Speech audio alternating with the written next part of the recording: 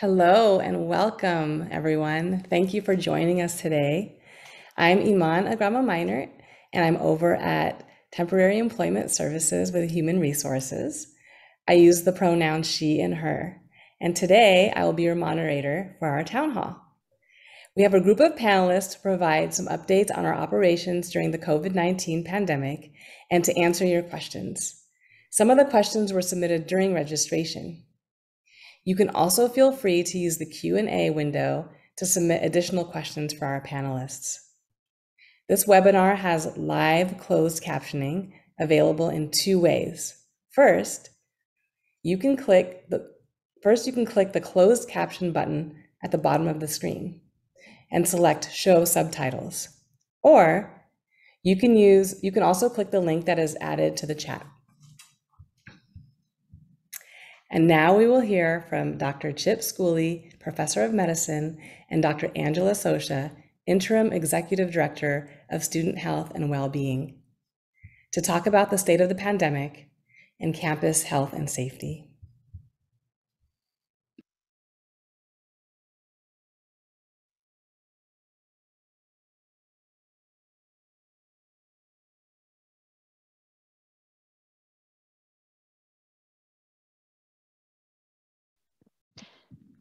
Dr. Schooley, believe you turned your camera and microphone off.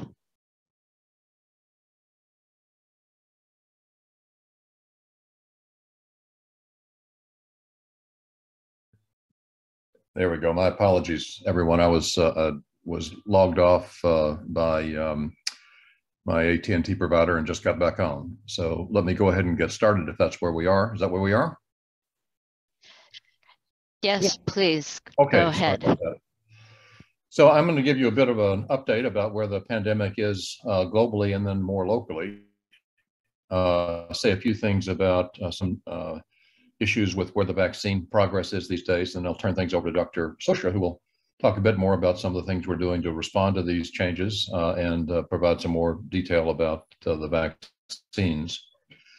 I think as everyone has seen, the US went through a fairly brisk Omicron burst in late December, early January, and that's come down very nicely over the last few weeks. You can also see that Europe was leading us in terms of the Omicron break, but didn't come down quite as rapidly. And the reason for that is as they were coming down, a new Omicron variant known as BA.2 began to pop up in different countries in Europe and slowed their decline.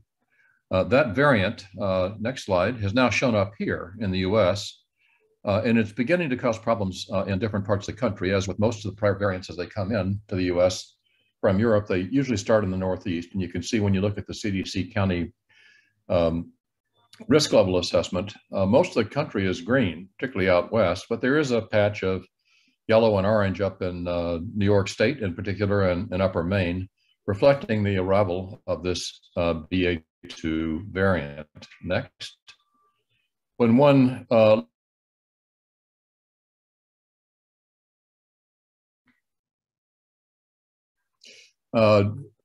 the pandemic regionally, you can see that there, while the US has been reasonably flat, there has been an uptick in the Northeast, and you can see their case rate is almost twice what our case rate is in the West, and has finally begun to settle down at about that rate. So although it began to rise like it did in December with the first Omicron surge, this is behaving a little bit less steeply, and it looks like it may be beginning to level off.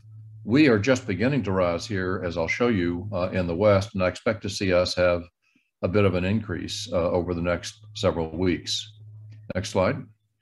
This shows you the variant situation in the US. These are CDC data looking at the weekly variant distribution. And you can see that in the, these are the, all of these are Omicron variants. And as we've moved from BA.1s to BA.2s, these are the newer Omicron variants. What we're now seeing are the simple BA.2 and then a new variant, BA.2 1.2.1, which is beginning to replace BA.2. As it replaces BA.2, and it's doing this because it's slightly more transmissible, there have been increases of cases in areas where this is occurring. The other issue that's important with these variants is they're slightly different immunologically, and people who've been infected with previous variants can get infected with the new ones, although they don't tend to get as ill as people who haven't been previously infected or unvaccinated, because there is some cross-reactivity, but they don't completely prevent one from becoming infected. Next. Now, the concern we have when these new variants come along is we've got a relatively low hospitalization rate in the US right now, lowest we've had in a long time. But in places where these new variants are causing increases in cases, people who are at risk for getting more ill, and that's mainly people over 70, you can see the uptick, are having substantial increases in the hospitalization rate. And these are mainly being driven, as I'll show you at the end, in people who have not had their booster shot. So that as these new variants arrive, those who are over 70 in particular, and you can see there is a bit of an uptick over 60, or anyone with underlying organ system disease, lung disease, renal disease, should really think hard about going ahead and getting the booster if they have not yet done it. Next.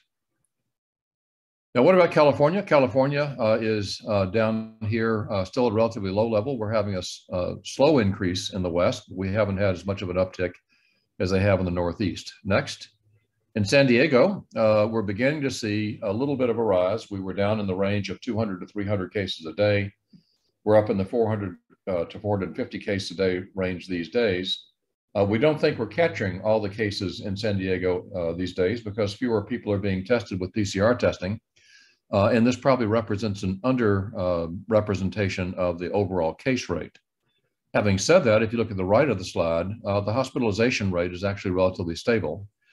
And this reflects the fact that although we're seeing a lot of infections, we're not seeing a lot of illness except in people who are older and people who have these underlying risk factors that I've spoken about. Next. Now, this shows you the Omicron scenario in San Diego. These are wastewater data collected at Point Loma by the Night Lab, and in particular, Smriti Karthikeyan. And you can see that if you look at the dates along the bottom of the slide, we started with the tan Delta predominance in early December. Then Omicron picked up and we had our big Omicron burst. And now what we're beginning to see is the second Omicron variant, BA2, which we think is beginning to drive some of the increase in cases that we're beginning to see. Next. On campus, we have been seeing increasing number of cases, both in our students, on campus and off, and we're also seeing increases in cases in our employees. We're not seeing severe illness. We're seeing mainly illness that requires us to isolate as we have been, which is requiring a lot of moving parts. My hat's off to Student Health and to HDH for all the work they've been doing to try to keep up with this surge in cases. But we are seeing an increasing number of cases that reflects some of the data I've already shown you. Next. And this shows you the data in just looking at the case positivity rate going up among both our students and our employees on the left. And the case rate you can see is higher really in the UCSD community than in the county, but I think this again is a reflection of our better ability to catch the cases than the fact that we're really having more cases per person here on the campus. Next. Now, one thing we've been watching carefully, and something that I would invite you to do too, because it's been very helpful to us in understanding where things are going, is the level of SARS-CoV-2 RNA in the wastewater in Point Loma. This is depicted in the blue line that goes back to March of last year, and you can see that with small rises, for example, last July. In the blue line, we saw following about 3 weeks later in the orange line, an increase in case numbers. That was the Delta rise, and you can see that we saw the same thing happen when Omicron came along in December and January. If you look at what's been happening since a low point at the beginning of March, we've been having a slow rise since that time, which reflects, I think, a slow increase in case rates. We haven't had any new numbers from Point Loma since last week.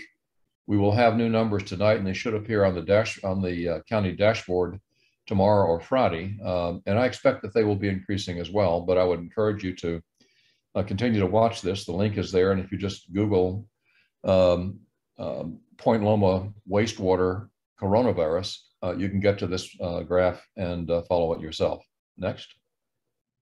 Now, in terms of vaccination rate, our vaccination rate among our students and employees is actually very good. It's better than San Diego as a whole, and as good as most places in the country. And our booster rate is good as well, although not as good as our primary vaccination rate. This is something that, again, we have to compliment the Student Health Service and also UCSD Health for making these vaccines available to everyone as well as they have over time. Next.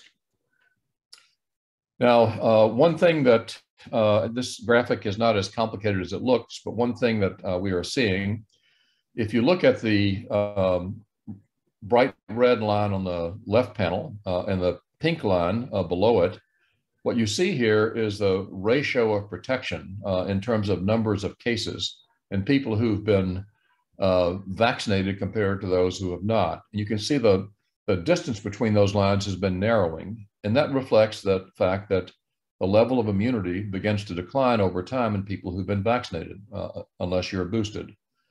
Having said that, if you look on the right side of the slide, the black line compared to the gray line, we still get tremendous protection from death and hospitalization in people who've been vaccinated, and even better if they've been boosted. So although you keep hearing, oh, this doesn't protect one from reinfection, the boosting and the vaccination, it does a very good job of keeping people out of the hospital, particularly those at risk for severe disease, and preventing death. Next. And these are data from Israel that were published in the New England Journal just recently, showing the ratio of people who end up in the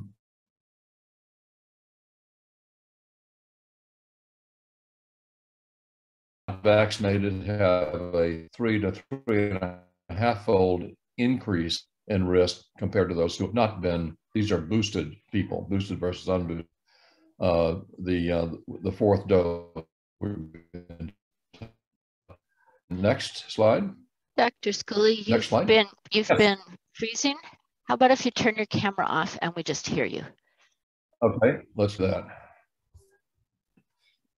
Now, new news to people who've been asking on these town halls about vaccines for children. One of the things that came out this morning is that Moderna is submitting its data to the FDA, requesting vaccination approval for children under the age of 6, in other words, 2 to 5.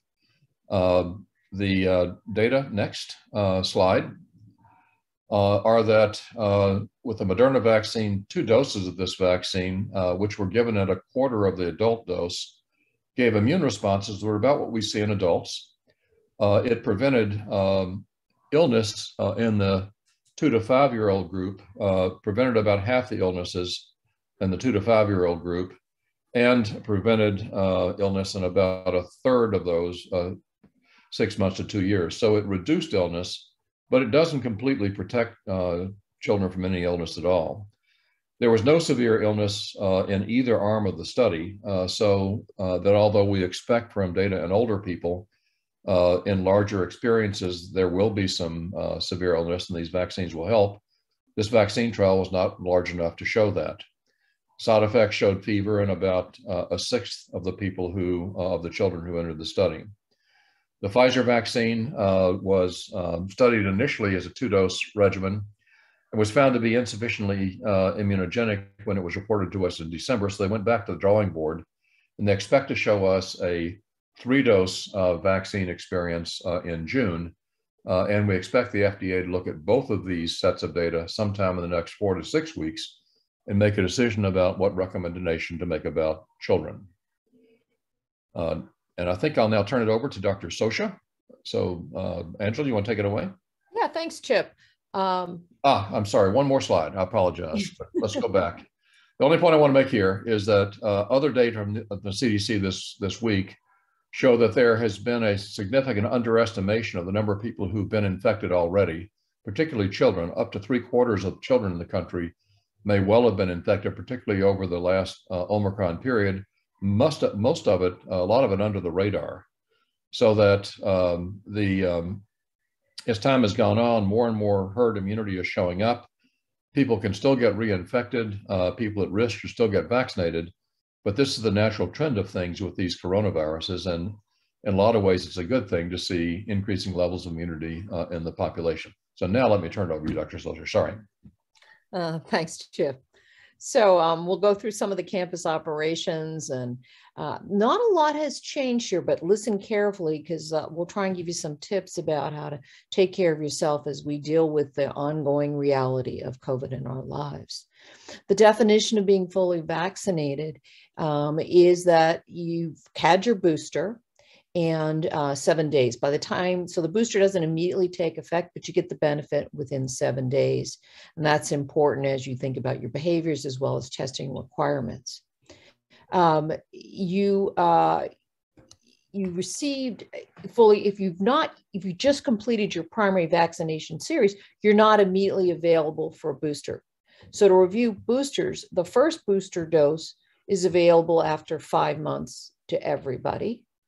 Okay, the second dose, the newer one that has just been approved, is for those over 50 or immunocompromised. So complex underlying medical conditions. And if you have any question, talk to your doctor. Do you meet the criteria? So folks that are over 50 and immunocompromised, it's 4 months after that first boost, right? So primary series, first boost. Second boost is 4 months later. So many folks on this call are actually going to fall into that category of over 50 or immunocompromised. We are making that second dose of boosting, which could be your 4th dose of actual vaccination, available to you at the Price Center, Health System Drive Up at La Jolla, as well as other health system sites. You can link through the RTL site, the MyChart process. Everyone as an employee has that. It's very straightforward. I did mine last Saturday. Easy, just like all the others. Easy to schedule an appointment. You can't just walk up. You need to schedule an appointment, but there are plenty of appointments available. The student health team continues to operate vaccination through the Price Center. Students have been great about letting us use their space so you can get it right on campus. So that's the boosting requirement. If you're not fully vaccinated, either because you have an exemption or you've had your primary but didn't get your booster, then you need to follow some of the other guidance that's coming up ahead. Okay, next slide. So the mandate, just to clarify some things, the first boost dose is required under the mandate. That is a requirement. The second, because it's not required under the mandate, and CDC is a recommendation, not a ideal requirement, we still is a flexible thing. So you are mandate compliant if you're over 50 and you've chosen not to get that second booster.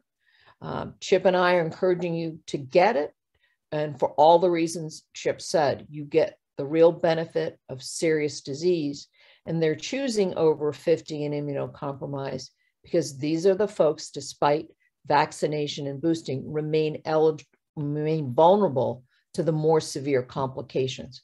So please think about a second boost if you're in this group.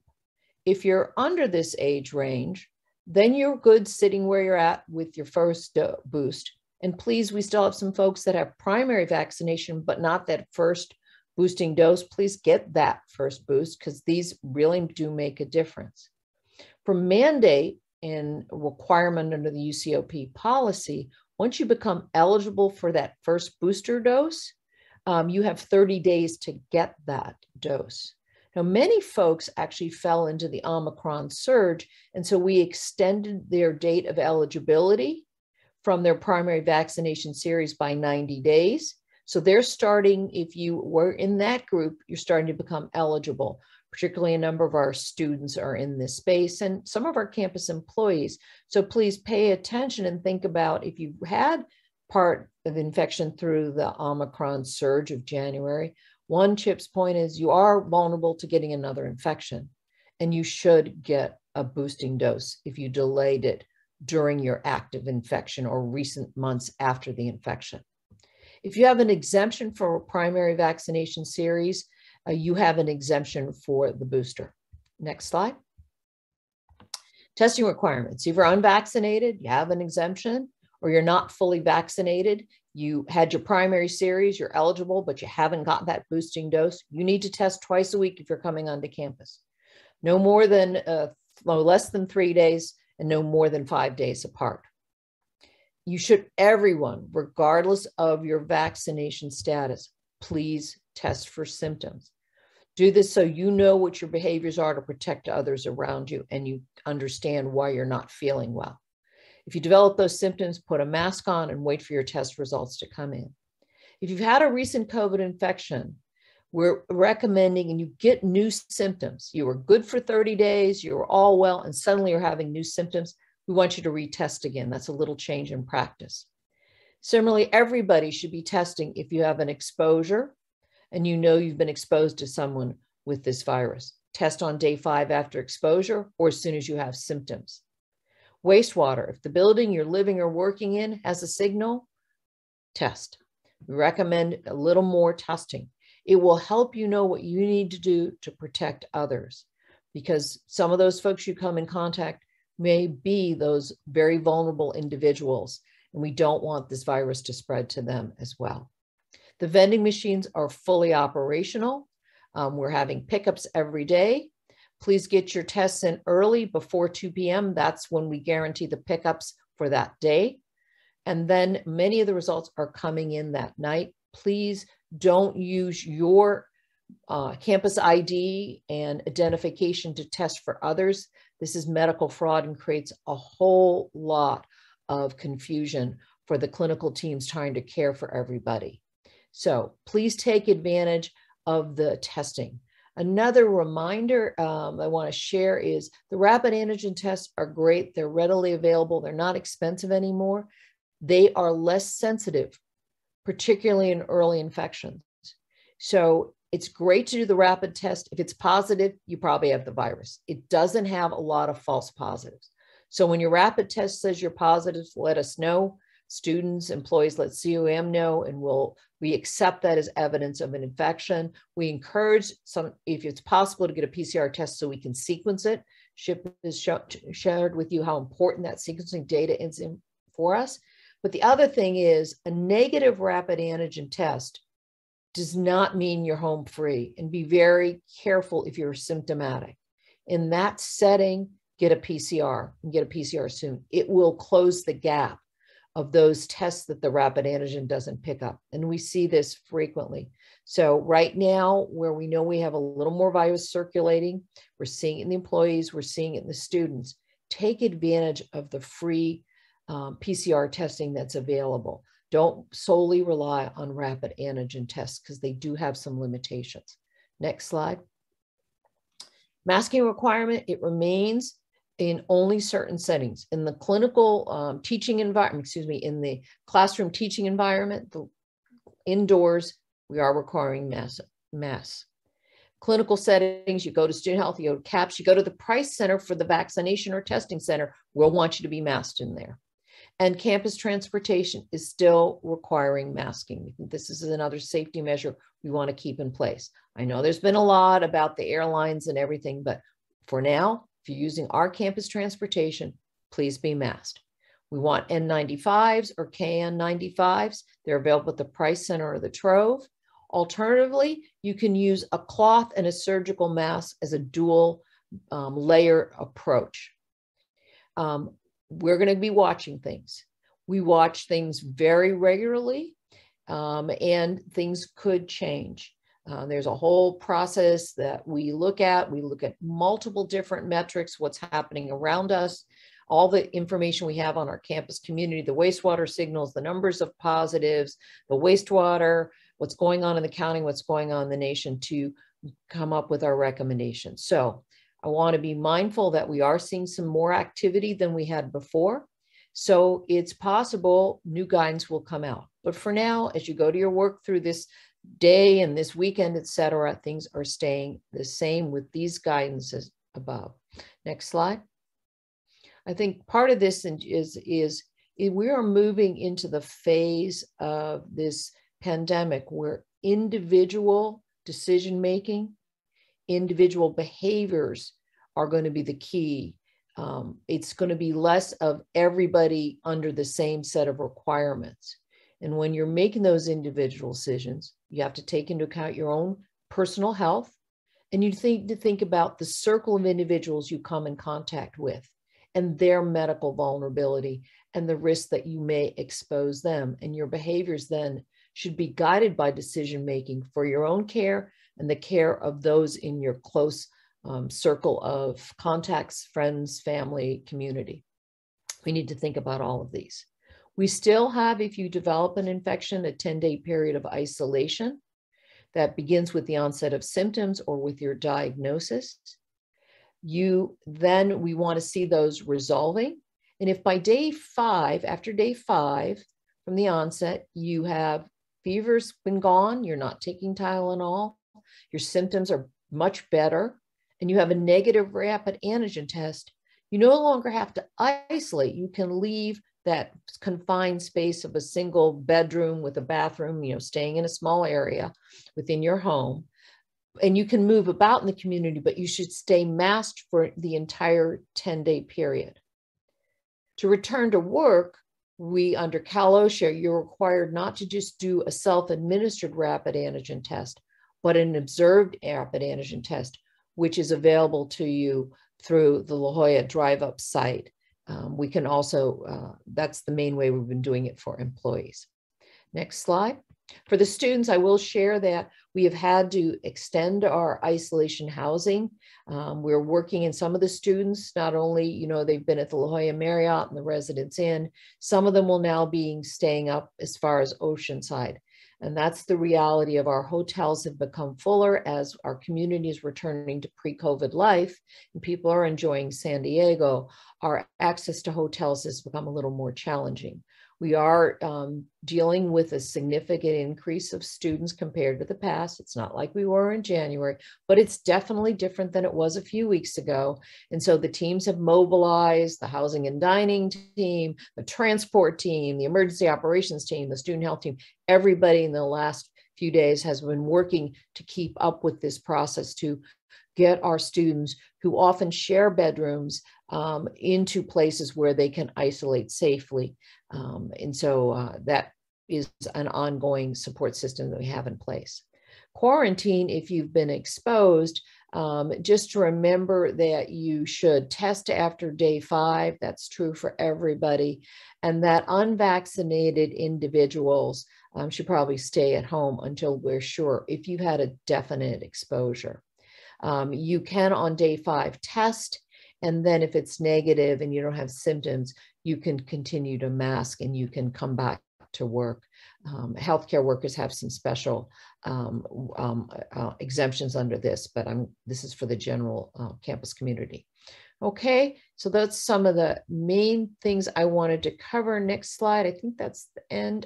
Daily symptom screener. We have integrated these things so your daily screener does take into account compliance with the mandate, your compliance with testing requirements, as well as your daily symptom screen. That is continuing for now. So I just want to let you know that that's still intact too. So I'll be monitoring the Q&A and trying to answer questions and available for other questions when we finish the formal presentation. Thanks.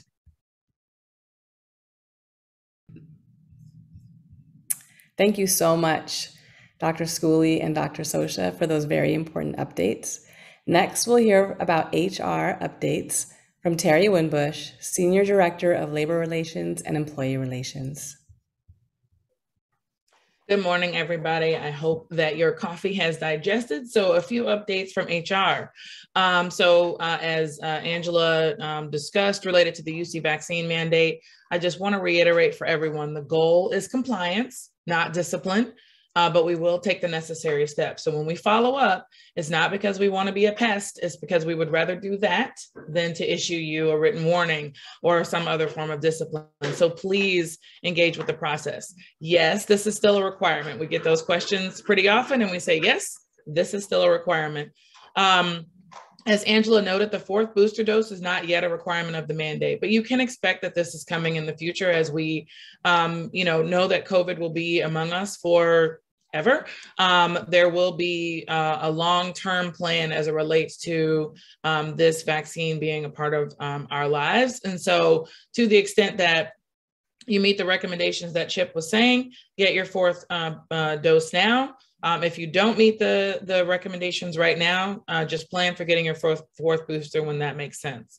Again, the key is to engage the process and take care of yourself. Get vaccinated, get boosted, and or file your exemptions.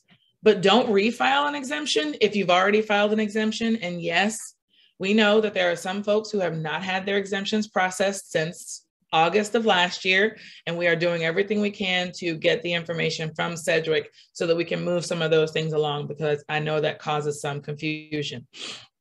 The other thing that we wanted to make sure that you all heard about from us was that you may have read the campus notice that went out a couple of days ago regarding the potential revisions to the APM regarding pay for family care and bonding, changing the payment from 70% of the salary to 100% of the salary when someone is on paid family care and bonding for academics. For staff, don't fret, you weren't forgotten. The academics have a longer review period, so they wanted to get that out sooner for them so that they actually wouldn't be too far behind us once we get the staff change out. So the system-wide HR policy is working on the revisions to our absence from work policy. That's the PPSM 2.210. And then a campus notice will go out giving staff an opportunity to comment and then send those comments back to system-wide HR. The goal for implementation of this change, it will be January of 2022. So we still have some time, but we just wanted to make sure that you all know staff were not forgotten. Academic personnel just has a longer review period as part of their process. Next slide. So I've given you the heads up, I've given you the heads up, I've given you the heads up, and we're almost here. So as of Saturday, for those of you who work on Saturdays, and I hope that's because of the operation and not because you're being an overachiever. But as of Saturday, the performance appraisal cycle ends for policy covered staff and some represented staff as it's set up in various departments and VC areas. So as I told you a few months ago, and again last month, be really thinking about your self-appraisal, the accomplishments that you have had over this last cycle. Make sure to document that in your self-appraisal. Resources for the annual performance appraisal process are there on the slide, and then we'll also, we already have in the chat, thank you, Amy.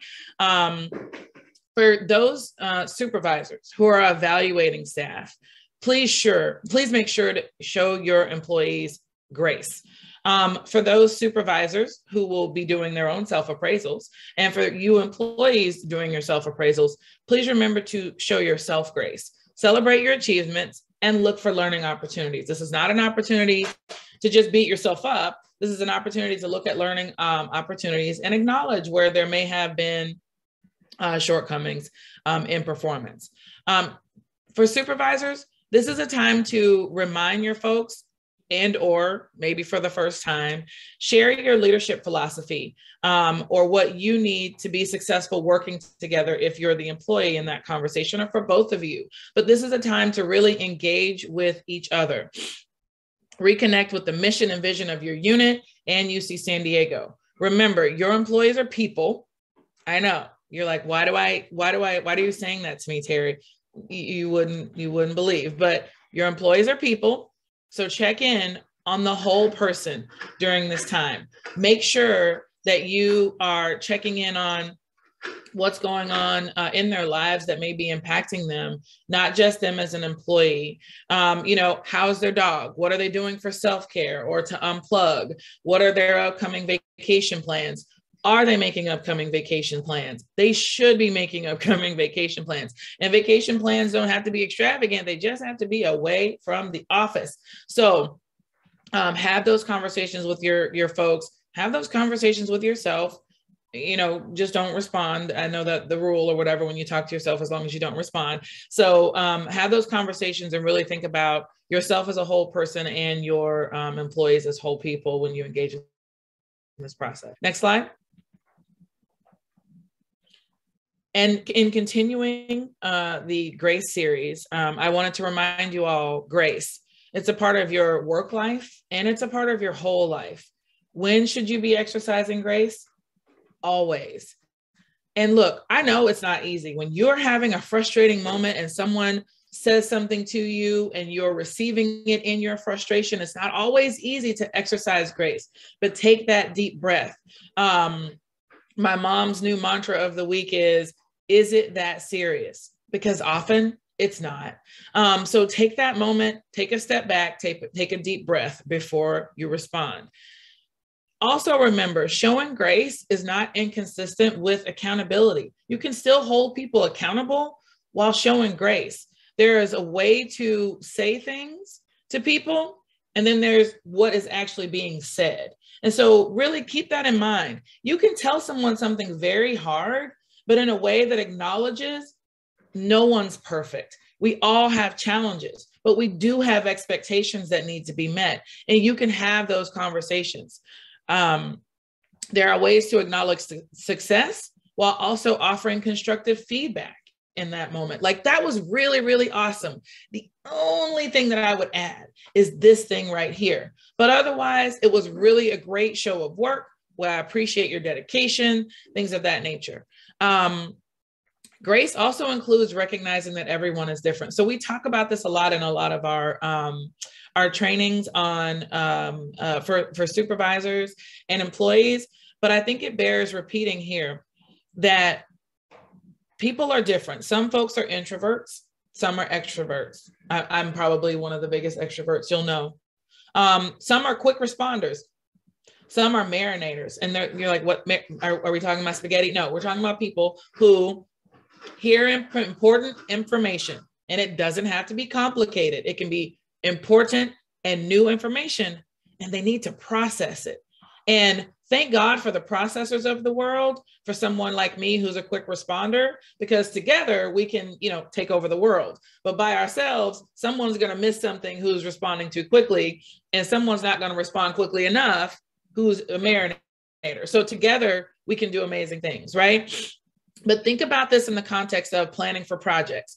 Is the team made up of introverts, extroverts, quick responders, marinators? You want to think through the different ways to truly engage them. Work groups that are set up, team meetings, gatherings.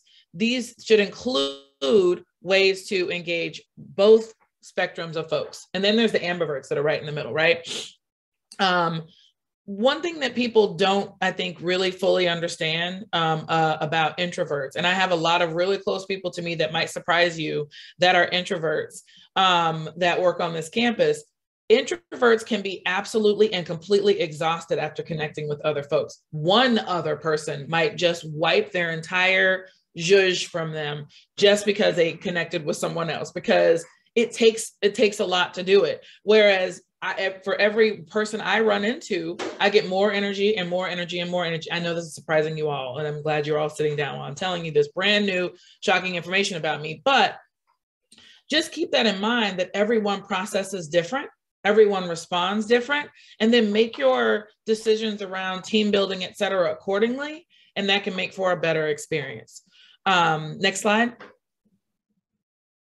And then along the lines of grace, I would be remiss if I did not share that May is Mental Health Awareness Month. You may have seen the campus notice that went out, and FSAP will be having a number of events around Mental Health Awareness Month to support you all in various ways. So you can all read, there's an elder care support group, there's a parents group, there's a number of groups on here that you can sign up for and spend a little time really taking care of your mental health, but not just in the month of May. This may be a springboard for some folks, but really take care of your mental health and think through those things. And thank you, Amanda, for putting that in the chat so you know how you can sign up for those events, because you're like, there's no links, what is happening? But click that link, find the events that make sense for you, and then take care of yourself and show yourself grace, show others grace. And I hope you all have a great rest of your time. Turning it back over to you, Iman. All right. Well, thank you so much, Terry. I always love your reminders about the practice of giving grace. It is a practice, and we need to keep doing it for ourselves and each other, and how important that is for our overall mental health at UC San Diego. Next, I'd like to introduce Bryce Besser, immediate past chair of the Staff Association, to share some updates from the Staff Association. Thank you, Iman. Good morning, UC San Diego staff. So I'm here to talk to you about the upcoming Staff Association elections. The Staff Association really is focused on creating community. We champion staff interests, and we promote things like professional networking and development. All staff are members of the Staff Association. We do not collect dues, so you're all members of the Staff Association. And really, we are committed to creating a community where all staff will have the opportunity to engage and thrive as integral members of the UC San Diego community. Our mission is to engage and empower all UC San Diego staff in order to advocate for staff priorities and maximize our impact. So as you see here in this slide, the Staff Association is comprised of comprised of our officers, and then it's comprised of 11 functional chairs. These are elected board members. They fill specific roles on the board, and they have defined duties and responsibilities. And then we also have representatives from our various affiliate groups. Next slide, please. The functional chairs, as you see here, are broken up into those that are external focused, and then we have some that are broken up into an employee engagement focused role. Go ahead. So per our bylaws, functional chairs, they serve 2-year terms. Elections are staggered. So approximately half of the functional chair positions are elected each year.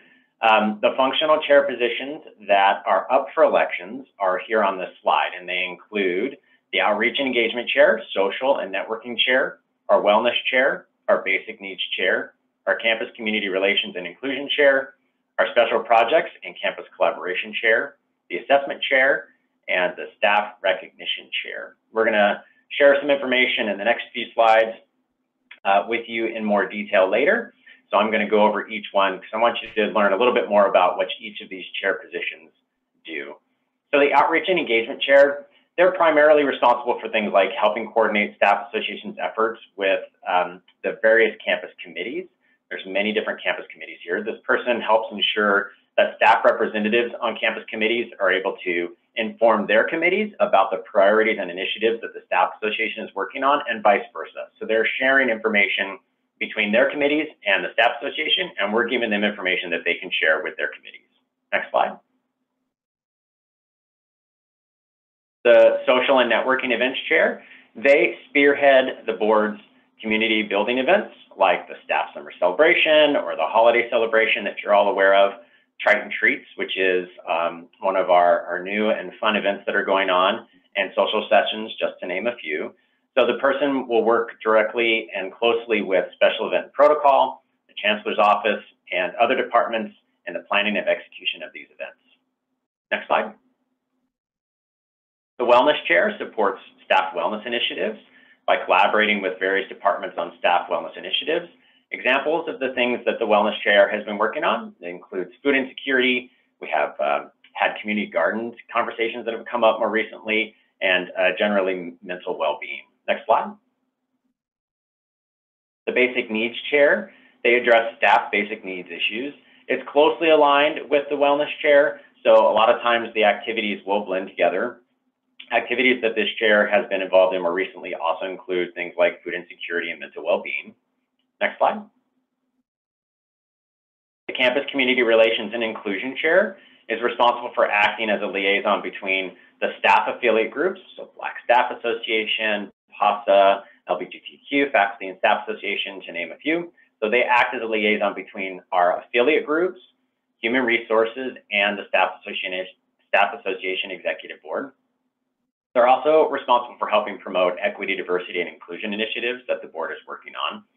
We're currently in the process of proposing revisions to the bylaws that will allow us to separate out those two roles into distinct chair positions. So look for more information on that shortly. Next slide, please. The Special Projects and Campus Collaborations Chair really is a consensus builder. So they promote connections between the Staff Association Executive Board, Academic Senate, the graduate students, associate students, and various vice chancellor units. This person also fills a very important role every year. They oversee the election committee, which runs the elections process each year. Next slide. Assessment Chair. So the Assessment Chair will take metrics from various sources and help put together reports that will allow others to see the important work and the impact that the Staff Association has. They'll collaborate with HR, the Council for UC Staff Assemblies, which is the system-wide group that works with the staff associations. Actually, it's comprised of all the staff associations from the different campuses, excuse me. They'll look at things like the Staff at Work survey. They'll look at the staff engagement survey that CUCSA does, and they'll help identify initiatives that the board should focus on. Next slide, please. Staff Recognition Chair really fulfills a very important role on the board. They support the ongoing recognition of staff. So they'll collaborate with HR, vice chancellor units, the health systems. They'll collaborate with other UC San Diego staff-related areas to ensure that we have activities and programs that are in place that recognize our staff, that recognize the contributions and success of staff. They also coordinate the end-of-year recognition event for the board. So again, a very important role that we would love to be filling on the board. Next slide. All right, so all staff are eligible to apply for board positions. In some instances, represented staff in certain roles on the board may have to be mindful not to engage in things like conversations that relate to benefits or pay. It's a union thing, so we just have to be careful of that. But I encourage all of you, whether you're represented or not, to take a look at the open positions and consider applying. So more information on eligibility will be found in the announcements that come out shortly from the Staff Association. Important dates to remember: nominations can be submitted starting May 3rd, and they'll run through the 25th. You can self-nominate or you can nominate someone else. I would suggest that you talk to that other person before you put their name forward, but certainly you can nominate someone else if you'd like. And again, self-nominations are completely appropriate. Elections will be held June 1st through 8th, and votes will be cast electronically. So what will happen there is once the nominations come in and they're collected, then they'll get packaged in, and an email will go out to all staff to show you the candidates, and then you'll be given a link so that you can go vote electronically. And then the goal is to have the results announced at the June Staff Association Executive Board meeting and communicated to all staff around that same time. So in closing, I really just want to emphasize, serving on the Staff Association, it's been one of the most rewarding experiences of my career at UC San Diego. Of course, I've gone through the chair stream, so I've been able to take a leadership role in this, but even in my early days on the Staff Association, where I was just assisting with committees or volunteering at events, I've learned so much about the campus. I've learned about people around campus. I've had an opportunity to engage with staff from all parts of our organization, and really I've had the privilege to engage in very meaningful conversations, participate in initiatives with campus leaders that have built community and have really positively impacted staff. And it's not really just a personal endeavor when you're serving on the board. I really do want to emphasize that it can be great for your department. It's excellent visibility. Serving on the board definitely can have huge impacts to your department. So many times in my tenure on the board, I've actually been able to talk to people about my day job, which is risk management. And so the conversations that come out of that have been great.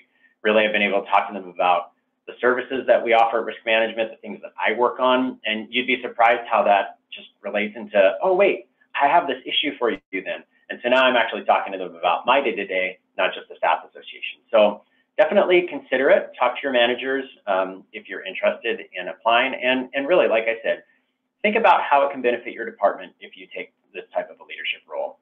Whether you're new to the university, whether you've been with us for a long time, your voice, your passion can definitely make a difference. And so for more information, you can check out the Staff Association website, staffassociation.ucsd.edu. Again, there's going to be more information that comes out in your email, so keep an eye out for that. And with that, I'll send it back to you, Iman. Thanks. All right, thank you, Bryce. I fully agree with you in how rewarding it has been serving on the board, and it really is an exciting time to get more involved with our Staff Association. So I hope to see many of you jump in. Next, I'd like to introduce Chelsea Largosa, representing the Pan Asian Staff Association. Thank you so much, Iman. Good morning, everyone. My name is Chelsea Largosa. I currently work at the Jacobs School of Engineering, but today I'm here as a volunteer of PASA, which is the Pan Asian Staff Association. As you heard earlier, PASA is one of the staff affiliate groups within the Staff Association. It's completely staff volunteer led, and we provide educational and social activities to support and connect UC San Diego's Asian and Pacific Islander staff employees. Although we are a staff organization, we happily collaborate with all members of the UC San Diego community. So if this sounds like something that you'd be interested in, we invite those who identify as part of the Asian and Pacific Islander diaspora, or those who simply share in our vision to join us. Everyone is welcome.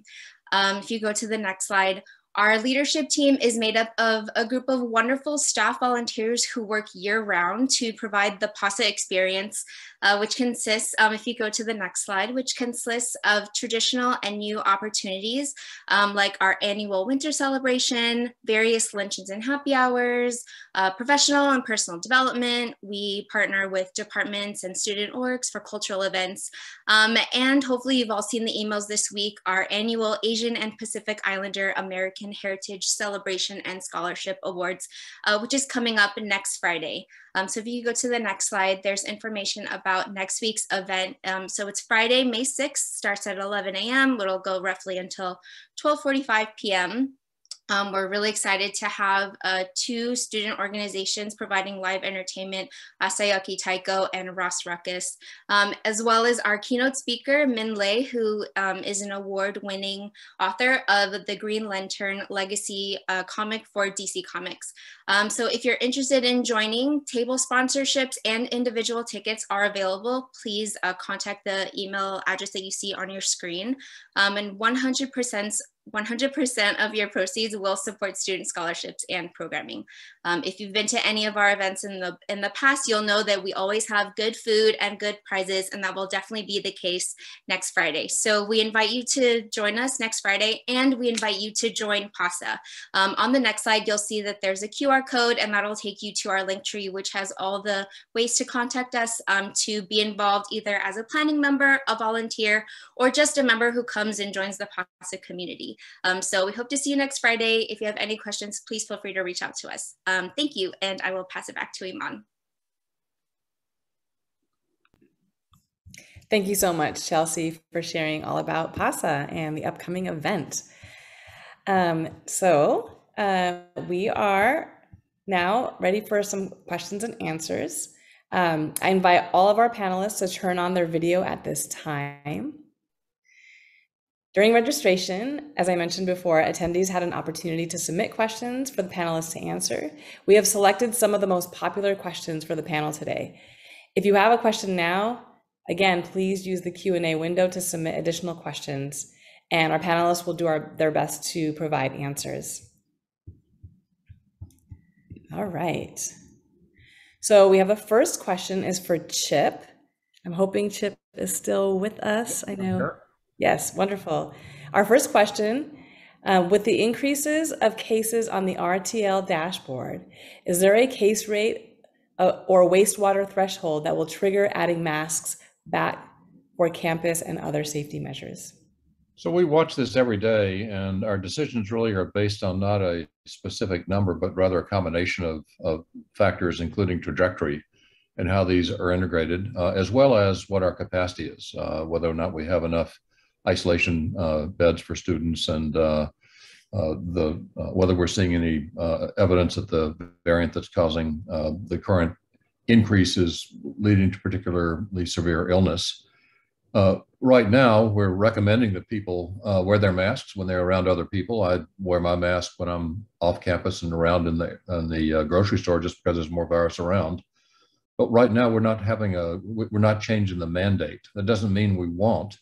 But right now, we're kind of advising people to pay attention to what we're seeing, what you're seeing on the dashboards, on the wastewater counts. And when you're in places where other people are, put a mask in your pocket and stick it on, particularly if you're at risk. And those of you who are at risk for disease or older like I am, really make sure you're boosted. We're going to have to deal with this for a long time, and we won't be every time there's a bump necessarily telling people to wear masks in even numbered rooms and stand on your head if somebody is tall and giving you and breathing on you, giving orders. But we're going to have to learn how to make common sense decisions. And right now, a lot of it is there's a lot of virus around, and just be careful and wear your mask when you're around other people.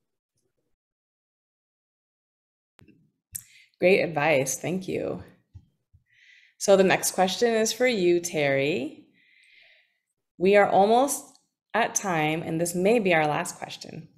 We received a few questions about cost of living increase in merits. What can you tell us about any upcoming salary programs?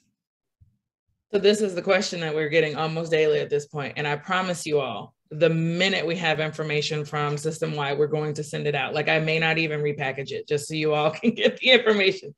But so as you may know, and I answered this in the Q&A as well, the salary programs are dictated by the UC Office of the President. So as soon as we have the information from the Office of the President, we will share that out for our non-represented staff. For our represented staff, all of your salary increases are dictated by collective bargaining. So You should look at the collective bargaining agreement. You may already know by that what your upcoming increases are. If your bargaining unit is currently engaged in bargaining, stay tuned. There will be more to come, and you'll have that information soon. So as soon as we have it, we will provide it, I promise. I know that there's a lot of questions about inflation. We all know, the Office of the President is aware, the recommendations and proposals that they're discussing are taking that into account. I do not expect that it will be a 15% increase, which is what everybody would really love and enjoy. So just, manage some expectations, but we will let you all know as soon as we know. Great, thank you. And so I think that is going to be our last question.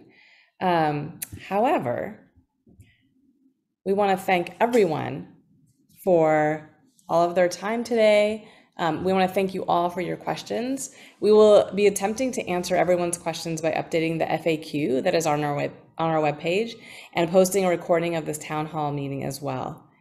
We encourage you to complete the post-event survey that you will be sent shortly. And please stay tuned for news on the next staff town hall. We'll be scheduled for late May for the next one. Again, finally, I'd like to thank all of the presenters and guests for sharing their time and information with us. And I thank you, the staff of UC San Diego, for attending today and working together as a community to bring us through these unprecedented times. And this concludes our town hall. Have a great day, everyone.